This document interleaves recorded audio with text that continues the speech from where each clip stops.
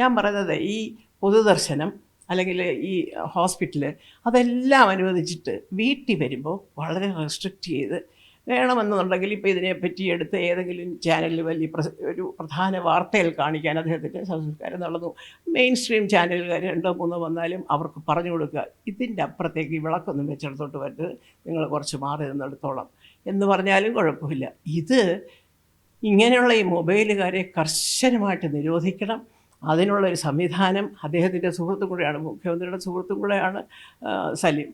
ഞങ്ങൾ അദ്ദേഹത്തിനോട് തന്നെ അപേക്ഷിക്കുകയാണ്. കാരണം അദ്ദേഹത്തിന് സാധിക്കും കുറച്ച് വളരെ ഒരു ഈ പറഞ്ഞതിൻ്റെ വിട്ട് കർശനമായിട്ട് ഇത് പറഞ്ഞാൽ മതി. ഇങ്ങനെയുള്ള കുട്ടികളെ ഈ മൊബൈലുമായിട്ട് വരുന്നവരെ ഇവിടെ എല്ലാം കയറിയാലും ശരി, അവസാനത്തെ ചടങ്ങ് ഒരു വായ്ക്കരി ഇടുന്ന സമയത്തെങ്കിലും ആ ഭാര്യയ്ക്കും മക്കൾക്കും സ്വസ്ഥമായിട്ട്, അല്ലെങ്കിൽ എന്തോ ആവട്ടെ, അത് ഏത് മതമാകട്ടെ ഏത് ജാതിയാകട്ടെ, അവസാനം അതങ്ങോട്ട് കുഴിയിലേക്ക് എടുക്കുന്നതിന് മുമ്പ് അത് അടുത്തിരിക്കുന്നിടത്ത് നിങ്ങളാരും പോകരുത് എന്ന് പറയേണ്ട ഒരു സംവിധാനം കൊള്ളണമെന്ന് നിങ്ങൾ മെയിൻ സ്ട്രീം ചാനലുകാർ ഉത്സാഹിക്കണം.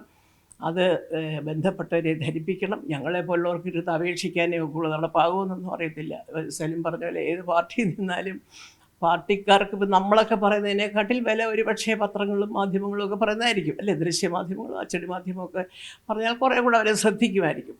നമ്മളൊക്കെ പറയുമ്പം ആ പറയുന്നത് കേൾക്കുന്നുണ്ടോ കാണുന്നുണ്ടോ എന്നൊന്നും ഞങ്ങൾക്ക് ആർക്കും പറഞ്ഞുകൂടാ.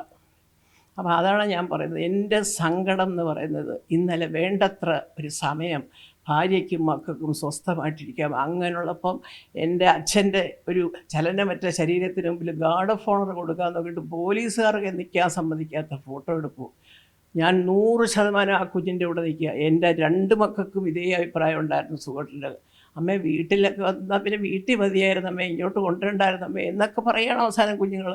കാരണം ഞങ്ങളുടെ വീട്ടിലാണെങ്കിൽ കയറി വരുന്നവർ നമുക്കൊരു നിയന്ത്രണം ഉണ്ടല്ലോ. ഇതിപ്പോൾ വഴുതയ്ക്കാണ് റോഡിൽ കൂടെ പോയ ഒരു കലാഭവനിൽ കയറുക മമ്മൂട്ടിയെ കണ്ടപ്പോൾ. എന്താ സംഭവം എന്ന് പോലും ചിലപ്പോൾ ചേട്ടൻ അറിയില്ല.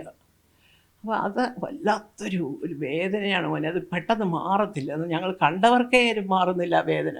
അപ്പോൾ അത് അനുഭവിച്ചവർക്ക് എന്തായിരിക്കും.